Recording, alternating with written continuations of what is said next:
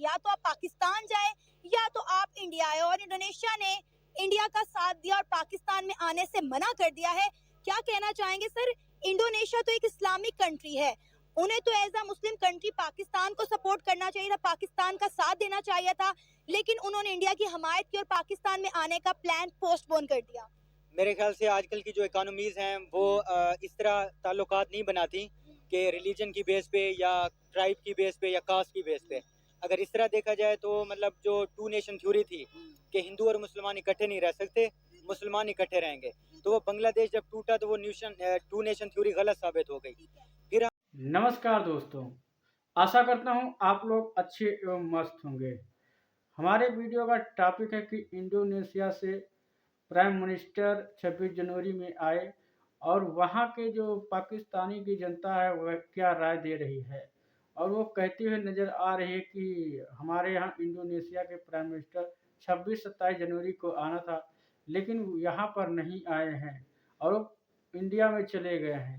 ये पावर देख करके पाकिस्तानी जनता जो है कहती है कि अगर भारत इतना बड़ा हम लोगों के साथ क्या कर रहा है, क्योंकि लिए भारत की इतनी बड़ी आर्थिक स्थिति को देख करके हर एक देश भारत की ओर आएगा, और इसी को लेकर के पाकिस्तानी की जनता का राय देखते हैं। आइए वीडियो के लास्ट में मिलेंगे। तो डेमोक्रेसी और इस्लाम का आपस में तजाद है, तो जब अफगानिस्तान एक शरिया स्टेट बनेगी तो हमारे ताल्लुकात अच्छे होंगे।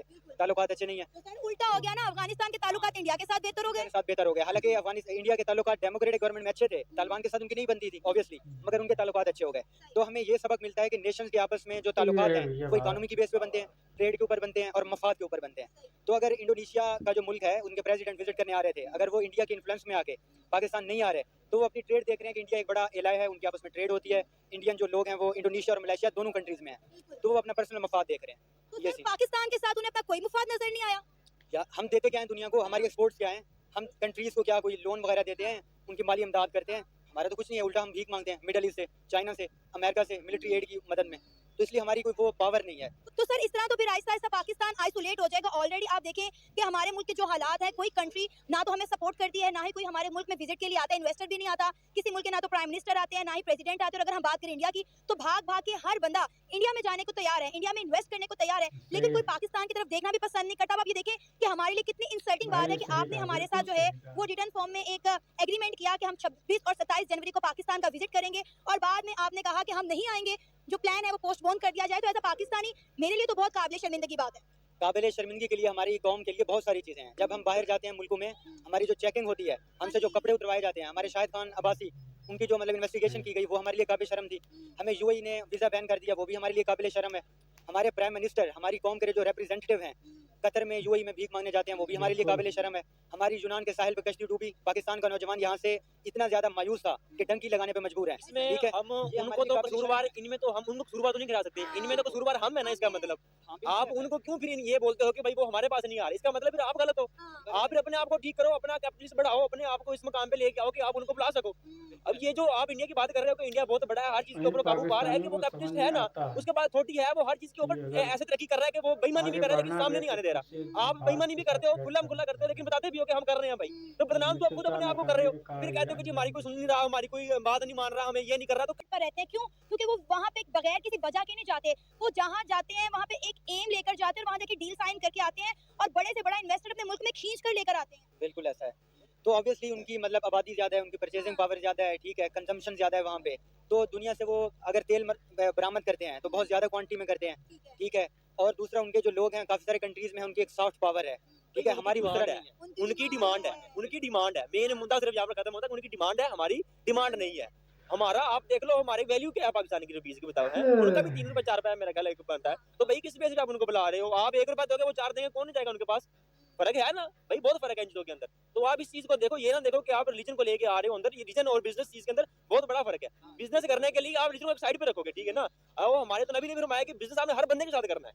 ठीक है ना, जो मर्जी हो वो, और आप इसी को साइड पे कर दें, आप अपनी डिमांड बढ़ाएं, अपने आप को ऊपर लेके आए, कैपिटलिस्ट बने, ये ना बने कि लोगों के नीचे काम करें, शेयर होल्डर ना बने, ऊपर चले, ओनर बने इस चीज के। लेकिन सर हमारी आवाम की अगर हम बात करें तो हमने तो उनके दिमागों में ये चीज कूट कूट के भर दी हुई है। आप देखें कि हमारे नौजवान तबके का पढ़ाई की तरफ कोई रुझान ही नहीं है। अगर कुछ जो पढ़ रहा है उसे हम स्किल वाली एजुकेशन देते ही नहीं है, स्किलफुल एजुकेशन हम उसे देते ही नहीं है।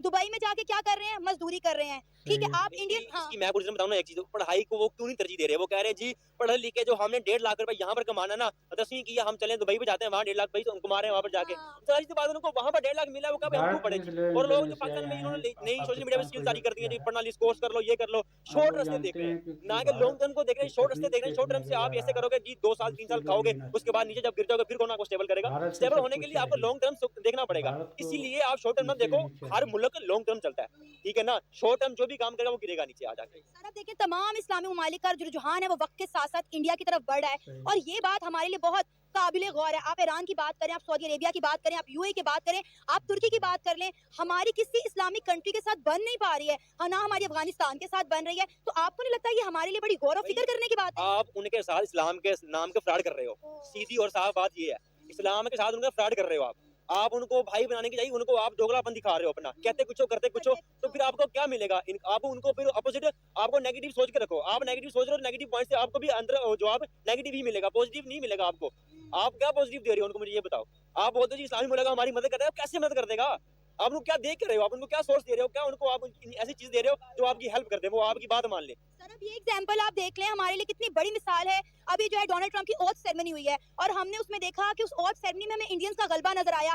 पहली अगर हम लाइन की बात करें तो पहली लाइन की पहली सीट पे हमें डॉक्टर एस जयशंकर देखे, हमने देखा कि वहाँ पे कितनी उन्हें इंपॉर्टेंस दी जा रही है और नरेंद्र मोदी ने 2-3 बार उन्हें मुखातिब करके जो है वो बातचीत की है और पाकिस्तान से किसी को इनवाइट ही नहीं किया गया। मोहसिन नकवी साहब गए हैं, बिलावल भुट्टो जरदारी गए हैं, लेकिन अपने खर्चे पर खुद 1.5 मिलियन की टिकट लेकर गए हैं। तो आपको पता है कि इन्वेस्टमेंट किसने की है, किसने किया? तो आपको पता है कि इन्वेस्टमेंट कौन कर रहा है बात साथ बैठ कर उनके ऊपर, जब आप लोग कुछ कर ही नहीं रहे तो आप कह रहे हो जी हम साथ बैठ के खा लेंगे उनके साथ, कैसे खा लोगे आप उनके साथ बैठ के हैं, भाई की शादी में अब्दुल्ला दीवाना। हाँ, अब्दुल्ला दीवाना, ऐसे कैसे हो जाएगा, मुझे ये और बताओ। वहाँ पे किसी इंपॉर्टेंट पर्सनालिटी के साथ इनकी मुलाकात भी नहीं हुई। ऐसा ही है, ये लोग टिकट सिर्फ लेके पाकिस्तान पहुंच में तो तगड़े गए, हैं, बाहर कहीं भी इनकी कोई बाहर कोई नहीं वो नहीं है। रही बात आपकी जो वो बात कर रही है ना कि एक्सटर्नल हमारी फॉरेन पॉलिसी, पहले तो हमारा मुल्क ठीक नहीं है। कल की खबर है 200 टेक्सटाइल मिल्स के जो ओनर हैं उन्होंने अपने मतलब यूनिट शट डाउन कर दी है, क्यों? सही। क्योंकि उनको बिजली की कास्ट महंगी पड़ रही है। हमारे अपने मुल्क के अंदर के इंटरनल मामलात और मसाइल इतने हैं कि हमें पहले उन पे फोकस करना पड़ेगा, फिर जाके दुनिया में हमारा मकाम बनेगा, हमारा एक इन्फ्लुएंस कहते हैं बनेगा। अपना गिरेबान दे देंगे, लोगों ने गिरेबान चाकी कहते हैं फाड़ के तुसी। हाँ, ये बात है। तो बाद में ये एक्सटर्नल पॉलिसीज बनेगी, दुनिया में हमारी डोमिनेंस होगी, हमारा इन्फ्लुएंस होगा, हमारी खारजा पॉलिसी ठीक होगी। ठीक है, पहले तो हम अपने नौजवानों के मसाइल ठीक करें। यहाँ पे बेरोजगारी है, इन्फ्लेशन है, अनएम्प्लॉयमेंट है, वुमेन एजुकेशन नहीं है, पानी साफ नहीं है, ठीक है, आपको माहौलियाती पाकिस्तानी वहाँ का ऐसा एक तरीका बताता हूँ, अब मैं जहाँ पर जॉब कर रहा हूँ ना इंडस्ट्री के अंदर, एक बंदा आया सीवी लेके हमारे पास, इतनी कोई अच्छी सीवी बनाई हुई थी ना, हमारे एचआर ने सवाल किए, कहता मैं अमेरिका से पढ़ के आया, उसने उससे बोला कि ह्यूमन रिसोर्सेज क्या होते हैं, अच्छा। कहता भाई मुझे नहीं पता, अल्लाह की बिल्कुल। कसम एचआर ने बोला कि भाई आप जा सकते हैं सर। ये है हमारे पाकिस्तान का 2 नंबरी वाला काम, करते बोलते कुछ है, जब इनको भारत उनको जब बोलते हैं जी के करो सामने ये, पूरी कहते दुनिया हैं यार आती है, इतनी नजर जाती आ ये मैं रही कैसे है। और करूँ। इसीलिए तो दुनिया हम पे ट्रस्ट नहीं करती। जब जब एक क्या पाकिस्तानी किसी दूसरे साथ पाकिस्तानी पे करता है। ट्रस्ट नहीं कर रहा भाई आप तो अपने दुनिया हम लोगों पे के ट्रस्ट साथ कैसे नहीं करेगी? हो, आप अपने लोगों के साथ ही मुखलस नहीं हो। फिर हम चाहते हैं कि दुनिया भर का वो इन्वेस्टर जो इंडिया में जाके इन्वेस्ट करे वो पाकिस्तान में इन्वेस्ट करे। अमेज़न आया था, क्या किया हमने अमेज़न के साथ? फैसलाबाद में इतना फ्रॉड हुआ कि उन्होंने बोरिया बिस्तरा बांधा और 9 तो 11 हो जाए। पेपाल ने बोला कि हम आएंगे, क्या आया पेपाल? नहीं आया, बिल्कुल नहीं आया। मैंने एक ऑर्डर किया था तो शैम्पू मंगाया, वो बीच में पाउडर निकल आया। ये हिसाब है। ये जो ऑनलाइन स्कैमिंग है इतनी हुई है कि मतलब वो इंटरनेशनल प्लेटफॉर्म ट्रस्ट नहीं जी हाँ करते। दोस्तों, आपने देखा कि किस तरह से पाकिस्तानी जनता कह रही है और उन्होंने भाई ने सही कहा कि देखिए दुनिया में मित्रता केवल बराबरी की होती है और एक दूसरे की हैसियत देख करके लोग आपके कंट्री में आते हैं।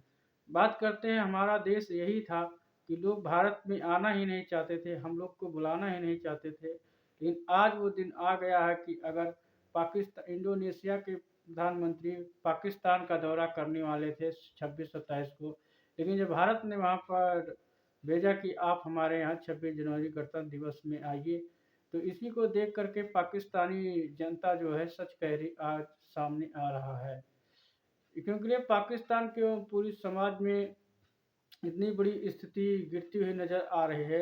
इसका कारण ये भी है कि पाकिस्तान केवल टू नेशन थ्योरी पे न चल के वन नेशन थ्योरी पे चलता है।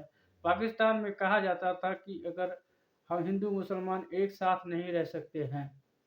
और इसीलिए जब अफ़गानिस्तान में जब तालिबान की सरकार आई, तो ये पाकिस्तानी बड़े ही हर्षोल्लास के साथ, ढोल नगाड़े के साथ डंका बजाकर कह रहे थे कि हमारा अब अफ़गानिस्तान का अच्छा ट्रेड होगा, व्यापार होगा और हम जो चाहेंगे वही होगा।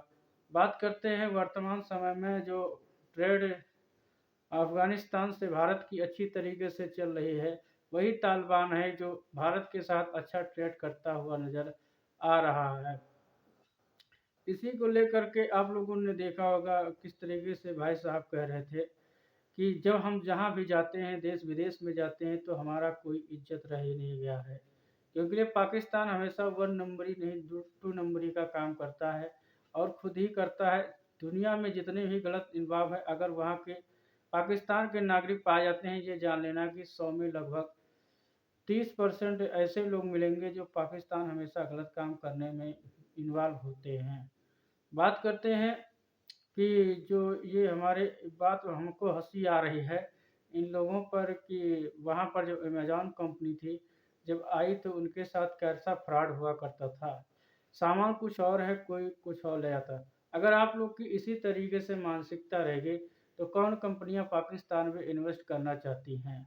और हमारे प्राइम मिनिस्टर हम लोगों ने देखा है तीसरी बार चल रहा है, जो भारत के प्रधानमंत्री नरेंद्र मोदी हैं, वो देश-विदेश में जाते हैं और वहाँ पर सीखते हैं और लोगों से पूछते हैं, जो वहाँ की बड़ी-बड़ी कंपनियाँ होती हैं, उससे भी वार्तालाप कर के जो उन्हें अच्छा लगता है वही काम करते हैं और भारत में आने के लिए निमंत्रण देते हैं, आइए हमारे वहाँ इन्वेस्ट कीजिए, हम आपको फुल व्यवस्था कराएँगे। बात करते हैं पाकिस्तान में इतनी बड़ी महँगाई चल रही, इतनी बड़ी बिजली बिल की महँगाई को लेकर के वहाँ पर कोई भी कंपनियाँ जाने से मनाही कर रही हैं। कहती हैं वहाँ पर क्यों जाएँ? अगर कोई कंपनियाँ जाती है तो मुश्किल से 1 साल 2 साल वहाँ पर टिक पाती है। इसके बाद उनके साथ ऐसा वहाँ की गवर्नमेंट ऐसा क्लेम करती है कि जिससे इतनी बड़ी महँगाई में रह कर के वो जो कंपनियाँ होती हैं वो स्वयं भागना प्रारंभ कर देती हैं या कंपनियाँ अपनी में ताला लगा देती हैं या छोड़-छाड़ के चली जाती हैं।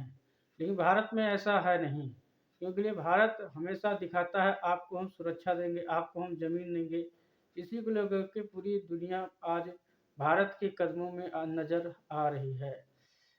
बात करते हैं कि जो हमारे विदेश मंत्री डॉक्टर जयशंकर हैं, वो भी किसी से कम नहीं हैं, क्योंकि ये देश-विदेश में जाते हैं, लगातार मीटिंग करते हैं और उन लोग को इनवाइट करते हैं, आइए हमारे देश में देखिए और अगर आप लोग अच्छा लगे तो वहाँ पर इन्वेस्ट कीजिए।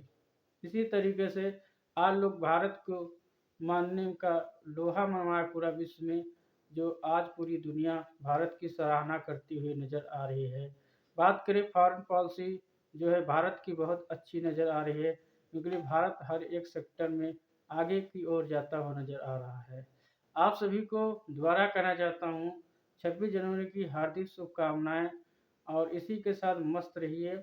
आशा करता हूँ अगर ये वीडियो आप लोग को अच्छा लगा होगा, लाइक, कमेंट, शेयर कीजिएगा। जय हिंद, जय भारत।